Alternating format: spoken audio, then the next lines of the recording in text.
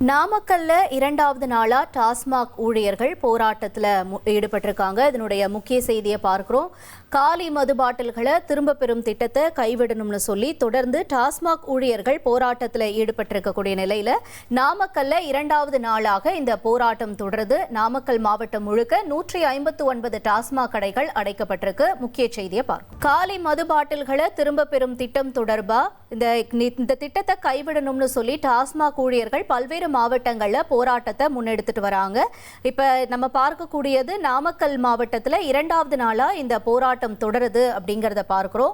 பணி நிரந்தரம் செய்ய டாஸ்மாக் ஊழியர்கள் கோரிக்கை வச்சிருக்கிறதாகவும், அதே நேரம் இந்த மது பாட்டில்களை திரும்ப பெறும் திட்டத்தை கைவிடணும்னு கோரிக்கையும் வச்சிருக்காங்க.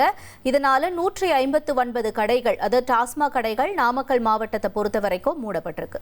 1,28,00,000 மனங்களை வென்ற தந்தி டிவி யூடியூப் சேனல். தவிர்க்க முடியாத தம்ப்நெயில், கலக்கலான கான்டென்ட்ஸ். நீங்களும் இந்த குடும்பத்தில் இணைய இப்பவே சப்ஸ்கிரைப் பண்ணுங்க.